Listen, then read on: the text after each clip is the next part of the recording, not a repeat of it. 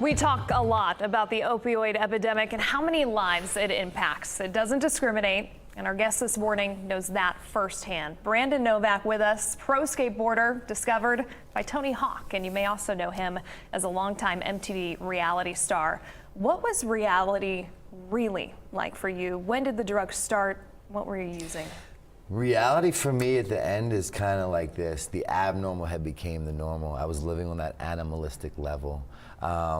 You know, I was not eating, I was not showering, I was not, you know, I wasn't doing the things that normal people do. As a matter of fact, when I got sober this time, for the first 3 months, I was washing my clothes with dishwashing detergent because I didn't know, you know, those normal living skills that most people know.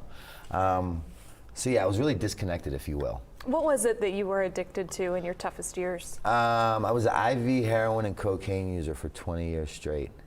And you know, to everyone, such a success story. Tony Hawk discovered you at what, about 14? You were sponsored by Gatorade. I mean, talk about from the outside, everybody envious of your life. Well, I always had it really confused, and I thought social acceptability equaled personal recovery. But the disease of addiction does not discriminate from Yale or jail, the White House or the outhouse. The results are all the same, and 1 out of 5 people will be affected. My mother is a nuclear physicist on the board of Mercy Hospital. My brother's an attorney in the White House who practices pensions and benefits. I was the first skateboarder to be endorsed by Gatorade at the age of 13. At the age of 15, I'm touring the world with Tony Hawk. I end up in movies that break box office records. I'm a millionaire a few times over, and then I become a New York Times selling author. At the end, I was in 13 inpatient treatment centers. My mother had bought me a plot. People had taken life insurance policies out on me, and I had just woken up from being on life support for 7 days. I want to congratulate you because I know you're just about a week out from 3 years sober. Those milestones have to be celebrated. It's a miracle. You told me something earlier, something your mom said to you that it gave me goosebumps. Yeah, you know, after my mother had exhausted all opportunities, options, and resources, she had sold 3 homes to financially pay for me to go to treatment, depleted several savings accounts. She had nothing left to give, so she went to God with one prayer. And that prayer consisted of, God, please cure him, or kill me, I can't take it. And Father Mike from the church looked at my mother and hollered at her. He said, don't you ever talk to God about your son like that. God has a plan for your son. You don't know what it is, I don't know what it is, and Brandon doesn't know what it is. And thank God I didn't know what it was because I would have messed it up.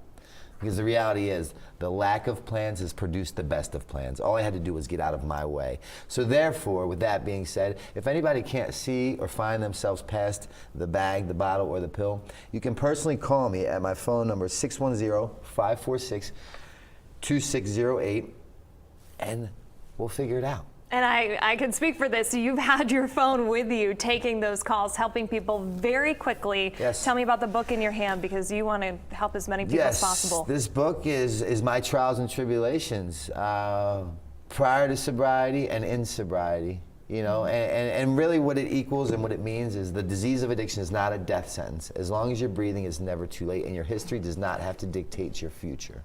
Very powerful. Coming up, we're going to talk to Mike. He's going to do an interview with Mike Woolfolk talking about Banyan Treatment Center and also what you're doing today in the Capitol. We appreciate you waking up early with us this morning. Thank you for having me.